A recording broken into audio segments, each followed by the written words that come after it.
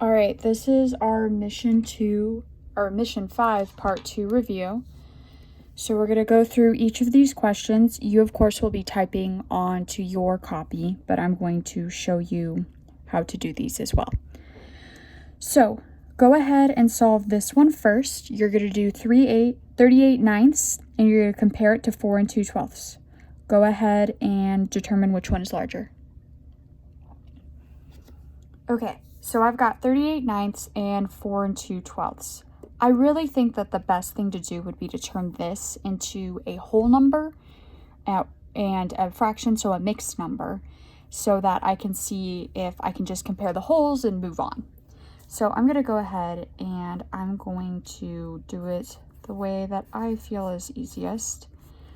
I'm going to divide. 38 divided by 9, well, let's see. 9 times 3 is 27. 9 times 4 is 36. It's probably as big as I'm going to be able to get. Okay, so 36, 2. So I have 4 2 ninths. All right, so I'm comparing 4 2 ninths now to 4 2/12. All right. Normally, I would say we need to look at the denominators and see if we can make them the same. However, on this one, they have the same numerator. So we can actually just go ahead and see that these two numerators are the same and realize that 9 pieces are going to be bigger than 12 pieces, because when you have, for example, like a chocolate bar and you cut it into 12 pieces, you're going to have each of those 12 pieces is going to be smaller. So 2/12 is going to be smaller than 2 ninths. So thinking about that, we can say that 38 ninths is larger than 4 2/12. All right, go ahead and look at the second one on your own.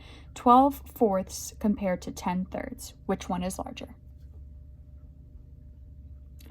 All right, I am going to go ahead and change these into mixed numbers.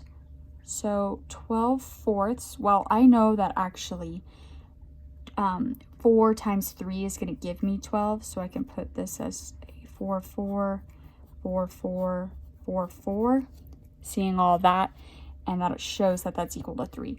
10/3, on the other hand, I have 3 groups, which is 9, so I have 3 1/3. Well, even though that's fourths and this is thirds, I can see that 3 is smaller than 3 1/3. So I'm going to go ahead and say that 10/3 is greater than 12/4. All right, one more for you.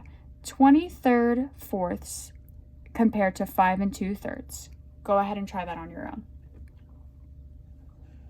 All right, I'm going to go ahead and I'm going to take 23/4 and I'm going to turn that into a mixed number.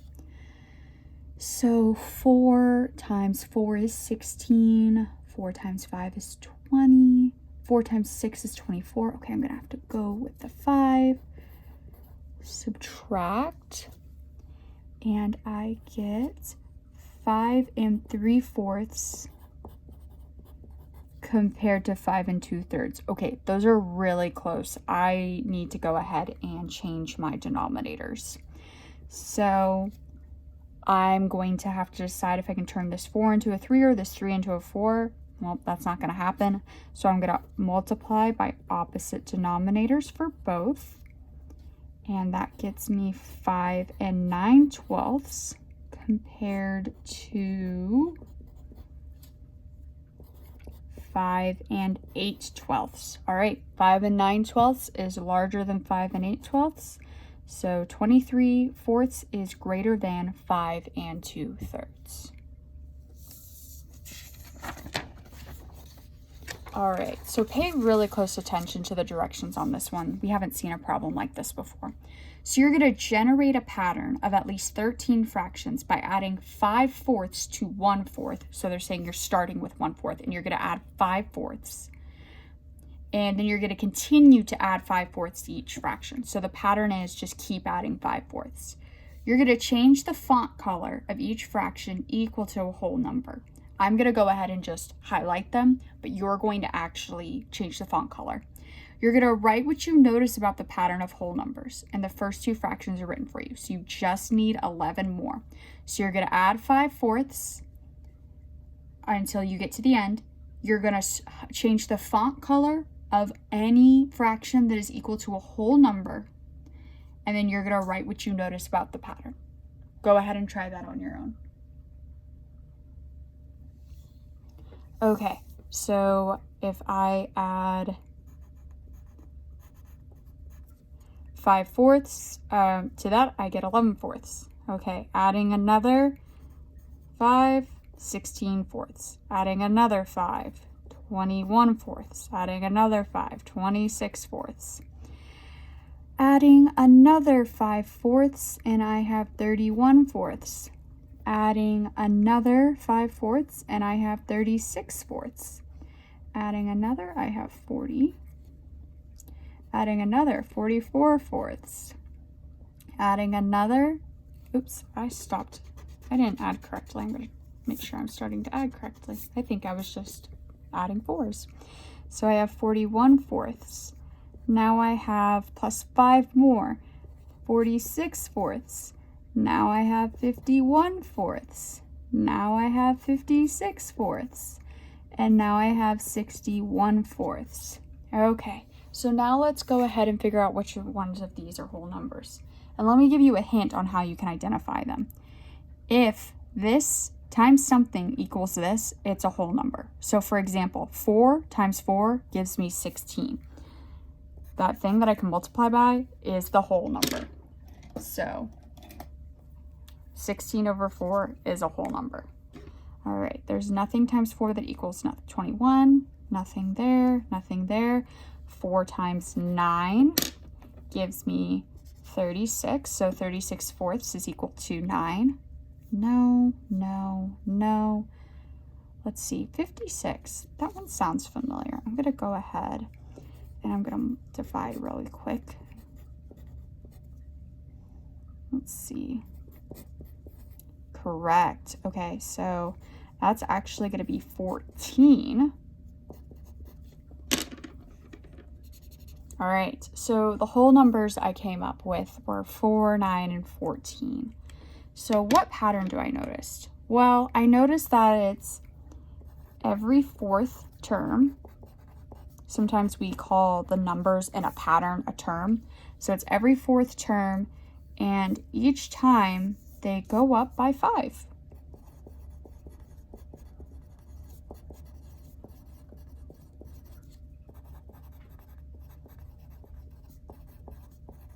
So you're going to have a question like this on your test. So it'll be very similar. All right, go ahead and try this one on your own. You're just finding the answer. Okay, so I have 1 7/9 plus 4 5/9. I'm going to go ahead and add the whole numbers first. So that gives me 5, and 7 plus 5 gives me 13. So 5 13/9. I want to make sure that I have a mixed number.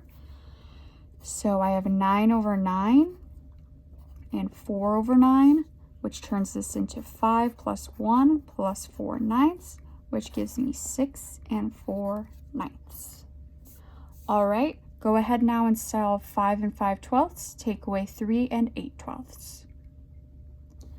All right, let's go ahead and write this down. So I already know that I'm going to need to pull out a whole number and turn this into 4 17/12. Take away 3 8/12, because 5/12 is smaller than 8/12, and you can't take a larger number away from a smaller number. So 4 take away 3 gives me 1. 17 take away 8 gives me 11/12, and yay, we don't have to do any more work there. That one's already finished. All right, we have 2 multiplication problems here. Go ahead and start with 7 times 3/4. All right, I always like to rewrite these as 7/1 times 3/4, so putting that whole number over 1 so that it's easy for me to identify how I'm multiplying across. So this equals 21/4. I don't want to do that. I want to have a mixed number. So I have 4 over 4, 4 over 4, 4 over 4. Okay, now I'm at 16. 4 over 4. Okay, so that's 20 over 4 and 1/4. So this is equal to 5 and 1/4. All right, so we figured out that 7 times 3/4 is equal to 21/4, which is equal to the mixed number 5 and 1/4. All right, go ahead and try this next one. 2 times 7 and 3/10. All right, so I have 2 times 7 and 3/10. I need to make sure I multiply this 2 by the 7 and by the 3/10. So I'm going to go ahead and I'm going to rewrite it up here. 2 times 7 plus 2 times 3/10. Okay? 14 plus 2 over 1 times 3/10. 14 plus 6/10. Oh, that makes my life so easy. I don't have to do anything else except for add those together. And I get 14 and 6/10. Alrighty. So we have a couple more problems and they're all going to follow these directions. So what you're going to do is you're going to determine if the following are true or false. And you're going to explain how you know using the models or words. You're going to make false problems true by rewriting the right side of the number sentence. So if this ends up being false, we need to change this side so that it ends up being correct. All right, so go ahead and do this first one on your own. You're going to see if 6 3/4 is equal to 6 3/4. And you're going to say if it's either true or false. All right, so 6 3/4 is equal to 6 plus 3/4. Yeah, that's true. That is true because all I did was take this mixed number and break it into two pieces of 6 3/4 and put it back together. All right, go ahead and look at this one. I have 7/4 equals 5/4 plus 2/4. Go ahead and tell me if that is true or false and change it if it's false. Okay, so if I have 7/4 and I add 5/4 and 2/4, that gives me 7/4 too. So this is true. Let's go ahead and look at this next one. Same thing, you're determining whether or not this is true or false. And this one came out a little funky when I typed it. So this is what it's supposed to actually look like. 12/4 minus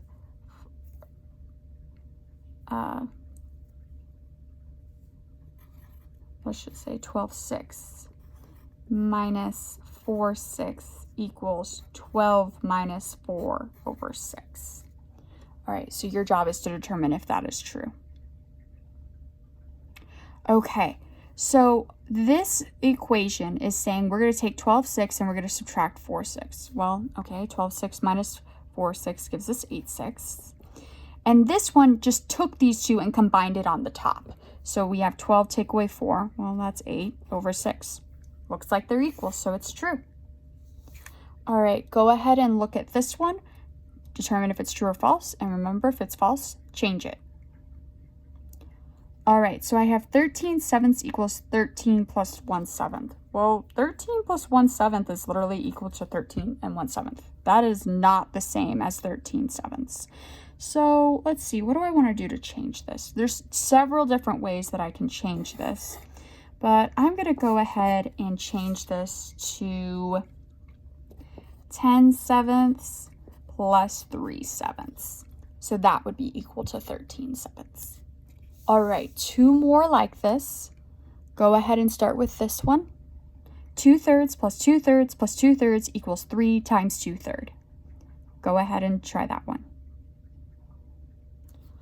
All right, so this is just showing us a repeated addition of 3 groups of 2/3. And this is literally just saying 3 groups of 2/3. So this is definitely true. All right, one more. 7 times 2½ equals 14 plus 1/2. Go ahead and try that on your own. Okay, well, if I multiply 7 times 2.5, I know that I have to do 7 times 2 plus 7 times 1/2. I don't think they did that over here. It looks like all they did was take the 14, or the 7 times the 2, but they didn't multiply the 7 times the 1/2. So this one is false. And what we're going to do to change it is we're going to say that that's equal to 7 times 2 plus 7 times 1/2. And you can go ahead and make something different, but that's what I chose.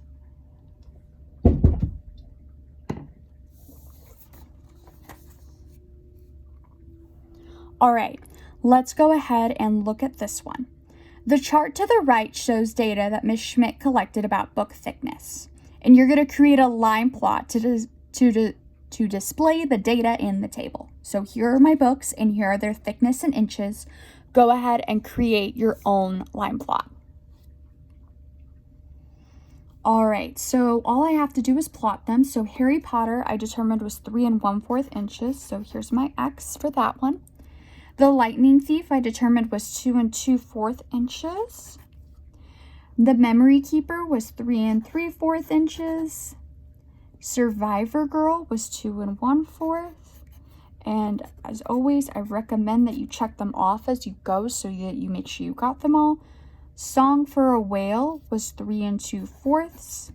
And the Ichabod was 3 3/4. Okay, so your line plot should look pretty close to this. All right, 2 more questions and then we'll wrap this up. So Miss Schmidt wants to stack Harry Potter and the Memory Keeper on top of each other on a shelf. The shelf is 8 inches high. Will the 2 books fit? Go ahead and explain how you know how. Try that on your own. All right, so I have the Memory Keeper and Harry Potter. If I look at my chart, I see that Harry Potter is 3 1/4 inches. And then I see that the Memory Keeper is 3 3/4 inches. If I go ahead and add this, I have 6 4/4 inches, which is equal to 7 inches. So yes, there will be an inch to spare. All right, one more question. Eragon has a thickness that is 2 times as thick as the Ichabod. How many inches thick is Eragon? Explain how you know. Go ahead and try that on your own. All right, so the Ichabod is 3 3/4 inches thick, and Eragon is 2 times as much as that. And we want to know how thick Eragon is. So I'm going to go ahead and I'm going to do 3 3/4, and I'm going to multiply by 2. So I have 3 times 2 plus 2 times 3/4. That gives me 6 plus 2 over 1 times 3/4. 6 plus 6/4, which is equal to 6 plus 1 plus 2/4, which is 7 2/4. So Eragon is 7 2/4 inches thick. All right, that is our review. Please let me know if you have any questions, and I'm more than happy to meet with you.